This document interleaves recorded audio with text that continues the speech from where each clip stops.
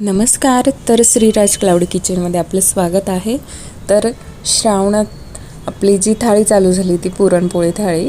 तर मी काल जे काही ॲड बनवली होती तर त्यावरून मला आज ह्या 2 पुरणपोळी थाळीची ऑर्डर आलेली होती. तर मी इथे पुरणपोळी बनवून घेतलेली आहे. तर त्यासोबत खीर. तर यांना सार म्हणजे आमटी नको होती तर त्यांच्यासाठी डाळ आणि भात हा बनवलेला होता. तर मी इथे भात हा इंद्रायणी तांदळाचा देते, कारण तो सार असो किंवा डाळ असो खूप छान लागतो. तर बऱ्याच कस्टमरला आवडतोही हा भात.